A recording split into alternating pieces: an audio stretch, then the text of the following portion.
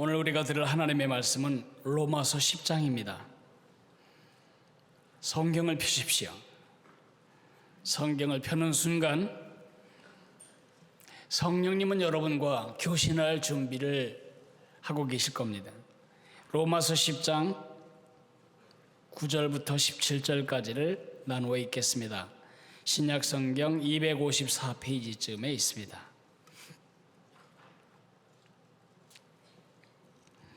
9절입니다.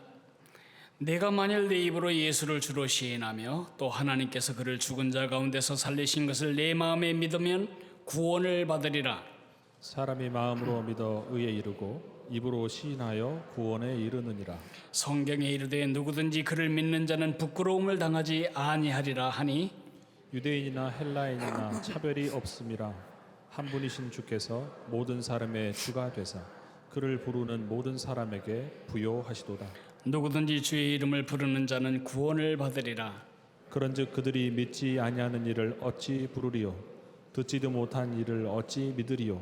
전파하는 자가 없이 어찌 들으리요? 보내심을 받지 아니하였으면 어찌 전파하리요? 기록된 바 아름답도다 좋은 소식을 전하는 자들의 발이여 함과 같으니라. 그러나 그들이 다 복음을 순종하지 아니하였도다. 이사야가 이르되 주여 우리가 전한 것을 누가 믿었나이까 하였으니 그러므로 믿음은 들음에서 나며 들음은 그리스도의 말씀으로 말미암았느니라. 아멘. 우리 주보 안쪽에 하이델베르크 요리문답이 있습니다. 오늘 이 요리문답은 아주 중요한 주제에 대해서 다루고 있습니다. 우리의 믿음은 어디에서 오는가? 여러분 믿음이 어디서 올지를 하이델베르크 요리문답을 읽으면서 정리해 보시기 바랍니다. 제가 묻고 여러분이 대답합니다. 65문 오직 믿음으로만 우리가 그리스도와 그의 모든 축복에 참여할 수 있는데 이 믿음은 어디에서 옵니까? 성령님께로서 옵니다. 복음의 말씀으로 믿음을 불러일으키고 성례로 믿음을 굳게 하십니다. 성례가 무엇입니까? 성례는 복음 약속의 눈에 보이는 거룩한 표와 인으로 하나님께서 제정하신 것입니다. 그러면 말씀과 성례 이 둘은 우리의 믿음을 우리의 구원의 유일한 근거가 되는 것, 곧 예수 그리스도의 십자가의 제사로 향하도록 하기 위한 것입니까? 참으로 그렇습니다. 그리스도께서 신약에서 제정하신 성례는 몇 가지입니까? 거룩한 세례와 성찬 두 가지입니다. 네. 성지를 갈 때마다 다른 감동과 은혜를 얻습니다. 그 중에 한 장소가 사해의 바다 근처입니다. 여러분이 아시다시피 사해는 해저 400m 지점에 위치해 있습니다. 엄청 뜨겁고 한겨울에도 그곳은 너무너무 뜨겁습니다. 그 사해 지역을 돌아보면 바위와 흙, 풀 한 폭이 보이지 않는 광야, 황야입니다. 근데 놀라운 사실은 누군가가 누런 천에다가 그린색 천 조각을 기어 붙인 것처럼 넓게 펼쳐지는 대추야자 과수원이 그곳에 있습니다. 그 불모지, 같은 불모지인데 한쪽에서는 풀 한 포리가 못 자라는 불모지로 남아있고 한쪽에는 맛있는 대추야자가 주렁주렁 열리는 대추야자 과수가 자라고 있습니다. 무슨 차이일까요? 물 파이프의 차이입니다. 물 파이프가 지나가면 그 광야도 과수원이 됩니다. 그럼 물 파이프가 지나가지 않은 곳은 풀 한 폭이 자랄 수가 없습니다. 그 메마름을 견디지 못하는 피곤한 땅에서 저 대추야자 나무는 너무너무 씩씩하게 자라면서 열매를 맺고 있습니다. 황야를 복지로 바꾼 그것은 바로 물 파이프입니다. 저 나무들 뿌리 밑으로 지나가는 물 파이프에서 물이 계속 공급되기 때문에 황야에서 복지 같은 과수원을 이루고 있는 것입니다. 여기를 갈 때마다 제 인생을 생각하게 됩니다. 19살 예수님을 처음 만나기 직전까지 제 삶은 정말 황막한 사막 같았습니다. 황야 같았었습니다. 왜 사는지, 무엇을 위해 사는지, 그리고 어떻게 살아야 제대로 사는 것인지, 어떤 것이 옳은 것인지, 어떤 것이 그른 것인지, 사람마다 기준이 다르고 사람마다 목표가 다르고 대단히 혼란스러운 삶을 살아가면서 의미 없는 삶, 지겨운 삶을 하루하루 살아가고 있었습니다. 그때 제게 예수님의 이름은 아무 쓸모없는 헛된 이름이었습니다. 그 예수님은 제게 100원짜리 동전 하나만큼도 가치가 없는 이름이었었습니다. 근데 지금 제게 그 이름은 제 생명 같은 이름입니다. 주저앉을 만큼 심각한 실패를 당하고도 다시 일어날 수 있는 힘이 그 예수의 이름에서 옵니다. 앞이 한치도 보이지 않는 짙은 안개 같은 삶을 살아갈 때에도 예수, 그 이름은 저에게 빛입니다. 그 이름이 제 삶의 목적이고 그 이름이 제 존재의 가치가 되었습니다. 이전과 이후 사이에 뭐가 달라졌습니까? 이전에는 예수님에 대한 믿음이 없었고 지금은 예수님에 대한 믿음이 있다는 사실입니다. 저뿐만 아니라 많은 사람이 그렇습니다. 많은 사람들에게 예수님의 이름은, 예수님의 십자가는, 예수님의 구원은, 예수님의 은혜는 헛소리일 뿐입니다. 쓸데없는 헛소리입니다. 두 번 다시 생각할 필요도 없는 미친 소리처럼 느껴지기도 합니다. 사도 바울이 복음을 전할 때도 그랬습니다. 고린도전서 1장에 보면 우리가 십자가에 못 박힌 그리스도를 전파하는데 유대인에게는 거리끼는 것이요 이방인에게는 미련한 것이라. 그렇지만 오직 부르심을 받은 자들에게는 유다인에게나 헬라인에게나 그리스도는 하나님의 능력이고 하나님의 지혜라고 말하고 있습니다. 왜?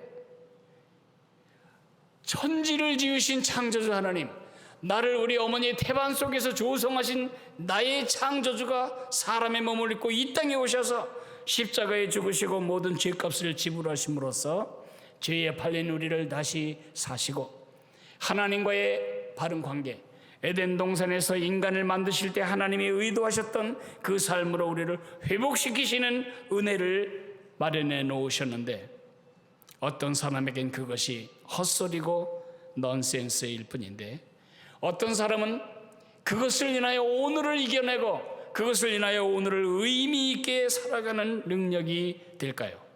그 차이는 무엇일까요? 믿음입니다. 주님이 십자가에서 이루어 놓은 저 놀라운 은혜가 나에게로 이어지는 통로는 믿음이라고 하는 통로입니다. 그 믿음이 없으면 우리는 그 은혜와 아무 관계가 없는 것입니다. 그러면 그 믿음은 어디서 올까요? 어떤 사람은 생각합니다. 기적을 한번 보면 믿음이 생길 거라고. 그렇지 않습니다. 예수님의 기적을 가장 많이 본 지역은 갈릴리 주변 도시들이었습니다. 가버나움, 벳세다, 거라사 이런 지역은 예수님의 기적을 너무너무 많이 보아서 그 이야기를 잘 알고 있는 사람들이었는데 그들은 주님께 책망을 받습니다. 그들은 예수님을 믿지 않았습니다. 믿음은 우리 스스로에게서 나오지 않습니다. 여러분 안에 믿음이 없습니다. 제 안에 믿음이 없습니다. 예수님을 믿는 믿음은 우리 안에서 우러나오는 것이 결코 아닙니다. 그렇다고 예수님을 믿는 믿음은 밖에서 우리 안으로 들어오는 것도 아닙니다. 식민지 시대에 많은 서방의 기독교 국가들이 칼과 대포와 총을 가지고 식민지에 쳐들어가서는 반역하는 자들을 죽이면서 총구멍을 사람들 목에 겨누면서 믿을래 죽을래. 그래서 많은 사람들이 죽지 않기 위하여 교회로 왔습니다. 교회에 다녔다고 그들이 믿은 것입니까? 얼마나 많은 식민지 교회들이 명목상의 교인들로 머물러서 교회를 교회답지 못하게 만들고 교회의 본질을 타락시키고 교회가 교회로서 가지는 의미와 메시지를 전부 훼손했는지 여러분은 많이 들으셨습니다. 자녀에게 믿음을 넣어주시겠다고요? 솔직히 그런 일은 없습니다. 믿음은 바깥에서 쑤셔 넣을 수 있는 것도 아니고 안에서 우러나오는 것도 아닙니다. 그러면 믿음은 어디서 올까요? 도대체 나도 잘 믿고 싶은데 믿음은 어디서 올까요? 여러분 소원이 있으시죠? 나 진짜 예수님 한번 잘 믿고 싶어. 예수님이 이루어 놓으신 그 성경의 모든 은혜가 내 삶에 누려졌으면 좋겠어. 믿음이 생겼으면 좋겠고 믿음이 더 강화되었으면 좋겠지요. 어떻게 해야 될까요? 두 가지를 오늘 제가 말씀드릴 겁니다. 믿음이 어떻게 오는가. 두 번째로는 믿음을 더 강화하기 위해서 우리가 할 수 있는 일은 무엇인가. 두 가지를 말씀드리겠습니다. 첫째로 믿음은 우리 안에서 오는 것이 아니고 우리 바깥에서 주입되는 것이 아니고 믿음은 오직 성령님이 주시는 선물이라는 사실을 인식해야 합니다. 에베소서 2장에 너희가 그 은혜로 말미암아 믿음으로 말미암아 구원을 얻었나니 이것이 너희에게서 나온 것이 아니요 하나님의 선물이라고 되어 있습니다. 행위에서 나온 것이 아니니 누구든지 자랑치 못하게 함이니라고 말하고 있습니다. 내가 예수 믿어서 구원받았다, 하나님 차원을 삭제해내고 말하면 그 말은 맞는 말이지만 엄격하게 말해 그 말은 맞는 말이 아닙니다. 내가 하나님이 주시는 그 믿음 때문에 구원을 얻었다, 그러면 그것은 맞는 말입니다. 여러분, 유럽에서 최초로 크리스천이 된 사람을 알고 계십니까? 그분은 여자분이었습니다. 그분은 큰 비즈니스를 하는 비즈니스 우먼이었습니다. 루디아라고 이름을 하는 이 부인이 강가에서 유대교에 개종한 이방인으로서 여호와 하나님 앞에 기도하고 있었습니다. 여러 사람들과 함께 모여 기도할 때에 사도 바울이 그 강가를 찾아갑니다. 그리고 그들에게 그들이 지금 그렇게 대망하고 있는 메시아가 바로 예수 그리스도라는 사실과 예수 그리스도 안에 있는 구원을 선포할 때에 성경은 이렇게 말합니다. 사도행전 16장 14절에 주께서 그의 마음을 열어 바울의 말을 따르게 하시니, 루디아라고 하는 사람이 예수님을 믿게 된 것은 바울의 설득력 있는 말 때문이 아니었습니다. 누구의 말을 듣고 예수님을 믿는다면 우리는 끝내 이렇게 생각할 겁니다. 내가 그때 홀렸나? 내가 그때 속았나? 여러분이 그렇게 생각하시지 않는 이유는 누구의 말에 감언이설에 설득이 되어 이 자리에 있는 것이 아니기 때문입니다. 주께서 그 마음에 믿음을 주셨기 때문에 그가 바울을 따르게 되었다고 말합니다. 믿음은 성령께서 주시는 선물입니다.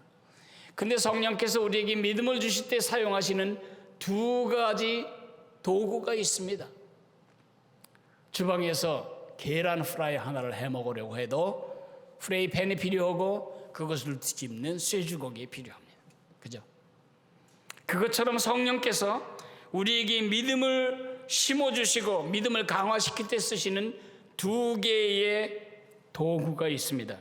신학적으로 이것을 우리는 믿음의 방편이라고 부릅니다. 첫째로는 복음 설교가 그것이고, 둘째는 성례 시행이 그것입니다. 다시 말해 복음과 성례, 이 두 가지 통로를 통해서 하나님은 우리에게 믿음을 주신다는 것입니다. 복음 설교는 믿음을 창조합니다. 그리고 성례는 믿음을 견고케 합니다. 복음 설교는 마치 창세기 1장에 하나님의 말씀이 임하자 아무것도 없는 세상이 창조된 것처럼 우리 마음속에 믿음이 창조되게 하는 능력을 가지고 있습니다. 그러나 성례는 우리에게 시작된 믿음을 견고케 하고 강화하는 기능을 합니다. 복음 설교나 성례나 공통점이 있습니다. 하나는 둘 다 예수님이 지정하신 겁니다. 너희는 온 천하에 다니며 만민에게 복음을 전파하라고 말씀하셨고, 너희는 아버지와 아들과 성령의 이름으로 세례를 주라고 말씀하셨습니다.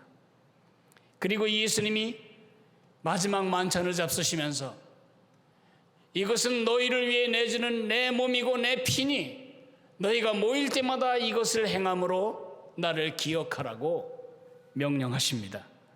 둘 다 예수님이 지정하셨고 예수님이 명령하셨고, 교회는 그 명령에 따라 주님 오시는 날까지 이 두 가지를 반복해 나갈 것입니다. 여러분 세례 받으시는 거 여러 번 보셨죠? 우리 교회에서는 적어도 1년에 4차례 세례식을 이 앞에서 거행합니다. 그리고 매달 한 번씩은, 최소한 매달 한 번씩은 우리가 성례를 반복합니다. 왜 그래야 될까요? 우리에게 믿음이 생기고 생긴 믿음은 더 강화되기 위해서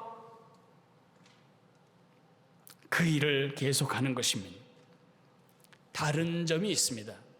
복음 전파는 믿음을 창출합니다. 말씀을 듣지 않고 믿음이 생기는 법은 없습니다. 로마 캐톨릭 교회는 그렇게 가르치지를 않습니다. 죽어가다가도 세례만 받으면 구원을 받는다고 생각합니다. 믿음과 관계없이 복음을 못 들었어도 성찬을 먹기만 하면 그 사람의 죄는 용서받을 거라고 가르칩니다. 그러나 성경은 그렇게 말하지 않습니다. 복음 설교가 믿음을 만들어내고 성례는 믿음을 만들어내지 못합니다. 믿음을 만들어내는 것은 복음 설교이기 때문에 성례는 반드시 복음 설교에 뒤따릅니다. 복음 설교는 성례에 우선하고 복음 설교로 믿은 사람이 성례에 참여하게 됩니다. 복음 설교는 신자건 불신자건 누구에게나 해당되는 일이지만은 성례는, 세례나 성찬은 오직 믿는 사람에게만 시행되는 것이라고 생각하시면 됩니다. 예수님은 단 2가지만 우리에게 지키라고 명령하셨기 때문에 개신교회는 세례와 성찬만 성례로 인정합니다. 천주교회는 성세 성사, 견진 성사, 성체 성사, 또 신품 성사, 혼인 성사, 고해 성사, 종부 성사 등 거기다 5개를 더 붙여서 거룩한 예식으로 5개를 더해서 7성례를 행하지만 우리는 오직 2가지만 성례로 간주하고 순종합니다. 성례는 표시입니다. 성례는 인이라고 말하고 있습니다. 여러분 어디 가든지 표지를 보십니다. 이 방 뒷면엔 비전홀이라는 표시가 있고 조금 나가셔서 신호등이 있습니다. 그것도 표시입니다. 어느 시점에 그 길을 건너갈 수 있는지를 보여줍니다. 좌회전서 내려가면 거리에 표지가 있습니다. 직진하면 어디로 가게 되는지, 오른쪽으로 가면 어디로 가는지를 표시하고 있습니다. 방마다 표시가 있고 건물마다 표시가 있어서 무언가를 가르칩니다. 이 방에 무슨 일이 벌어지는가를 가르치죠. 성례는 무언가를 가르칩니다. 성례는 거룩한 의미를 가진 것입니다. 우리가 이해하진 못하지만 이해를 돕기 위해서 거룩한 상징으로서 행하는 것입니다. 뿐만 아니라 이것은 인입니다. 도장입니다. 우리가 도장을 이렇게 찍어서 그것이 확실하다는 것을 증언하죠. 그것이 참되고 그것이 확실하다는 보증으로 인을 찍듯이 성례는 무엇인가를, 이것은 참된 것이다, 이것은 진짜다, 이것은 믿을만하다, 이것은 보증된 것이다, 이것은 내가 안심하고 믿어도 될 것이라는 것을 도장칩니다. 인증하는 것입니다. 그 무엇이 무엇일까요? 세례나 성찬이 가르치는 것, 세례와 성찬이 우리에게 보증하는 것이 무엇일까요? 한 약속입니다. 한마디의 약속입니다. 그 약속을 한 단어로 하면 예수, 두 단어로 하면 예수 그리스도, 세 단어로 하면 예수 그리스도 구원하신다, 네 단어로 하면 예수 그리스도의 피가 구원하신다, 다섯 단어로 하면 예수 그리스도의 피만이 우리를 구원하신다. 예수 그리스도 피가 우리를 구원하신다. 어서부터 시작해도 맞는 문장입니다. 예수 그리스도의 피가 우리를 구원하신다. 우리가 구원을 받으려면 예수 그리스도의 피를 의지해야 한다. 물론 그 피는 예수 그리스도의 대속적인 우리를 대신한 죽음을 의미합니다. 성찬을 행할 때마다 반복되는 메시지를 들으시나요? 이 피는 예수님의 피를 상징하고 이 떡은 예수님의 살점을 상징합니다. 예수님이 우리를 위해 자기의 생명을 쏟아부어 주셨습니다. 그것을 한 달에 한 번씩 우리가 반복하면서 그렇다. 나의 구원은 오직 예수님으로부터만 온다. 이것을 기억하고 더 깊이 확신하게 되는 것입니다. 세례도 마찬가지입니다. 우리는 일생에 한 번 세례를 받을지라도 다른 사람들이 세례를 받는 현장을 지켜보면서 우리는 생각합니다. 나의 죄를 예수님이 씻겨주셨지. 예수님이 나의 삶을 이전과는 다른 삶으로 바꾸어 주셨지. 나는 죄에 대해서는 죽어버렸고 예수님에 대해 다시 살아난, 이전 색깔은 죽어버리고 예수의 색깔로 다시 염색된 사람이지. 이런 마음의 메시지를 강화하고 더 견고케 한다는 점에서 성례는 표도되고 인도된다고 가르치고 있습니다.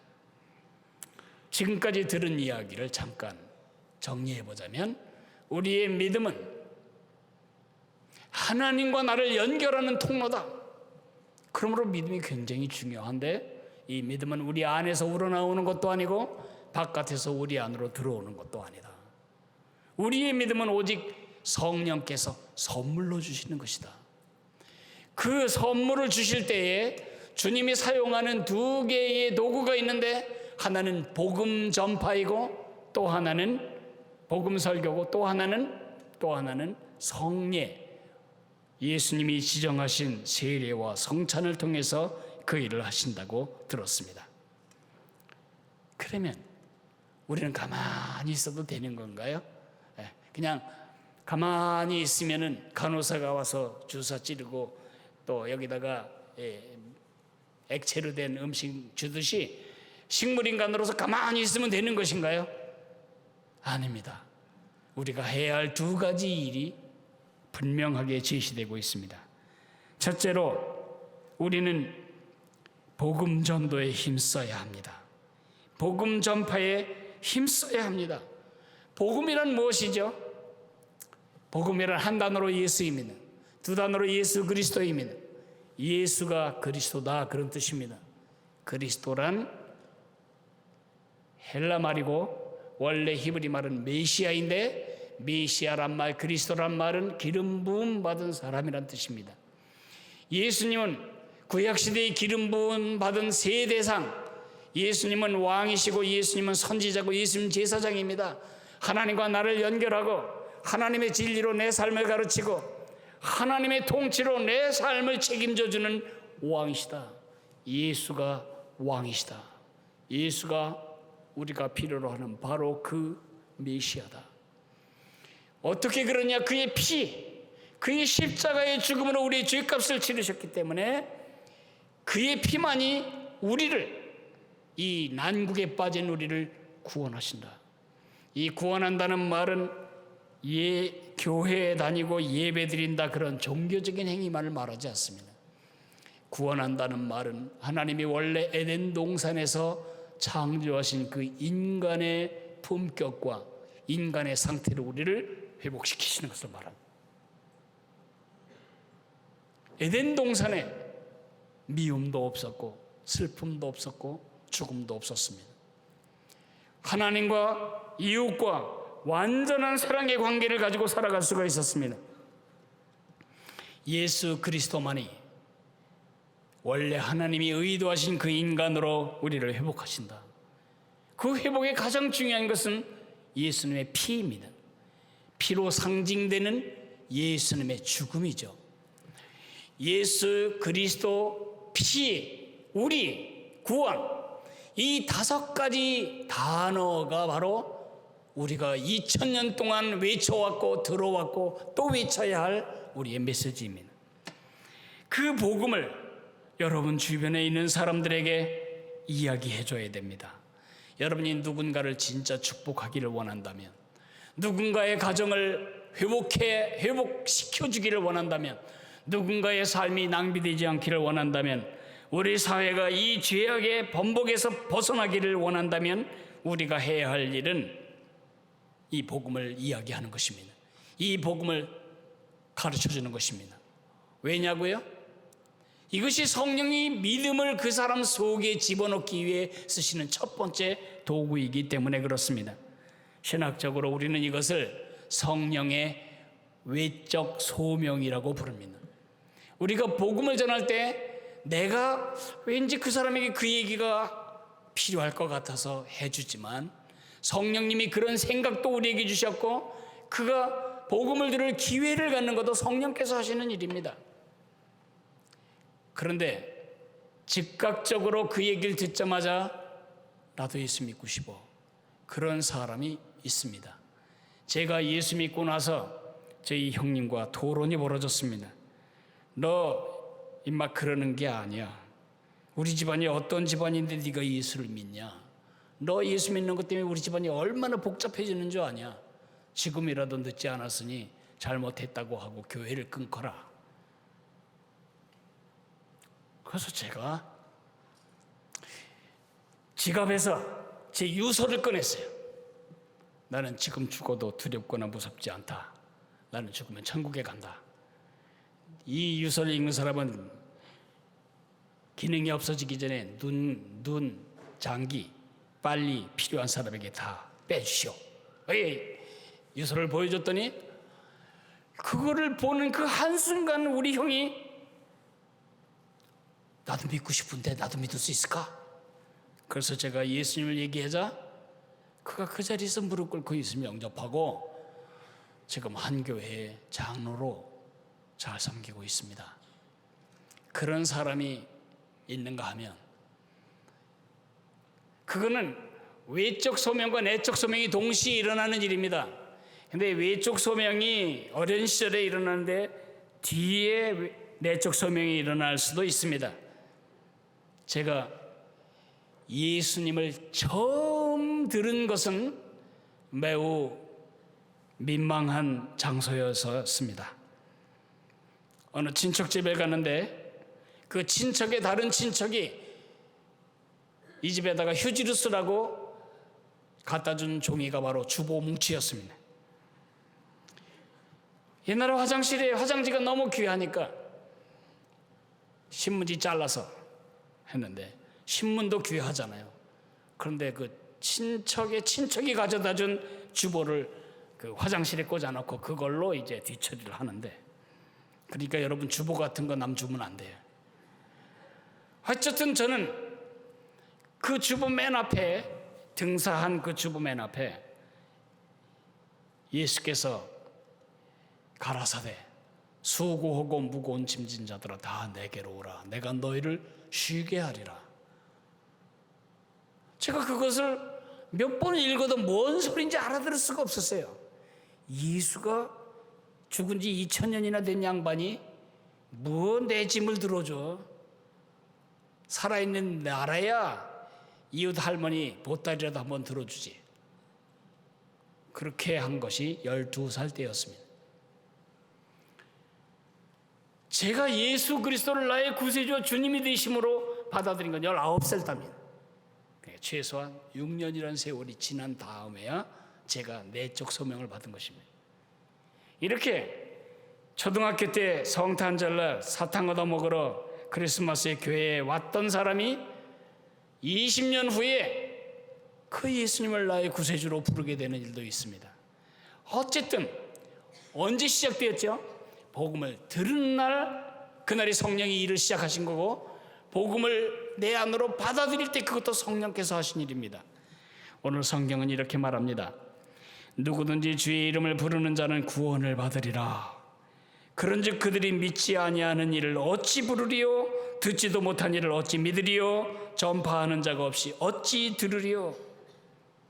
여러분이 복음을 이야기해 주는 것은 그 마음에 믿음이 생기도록 씨를 심는 일입니다.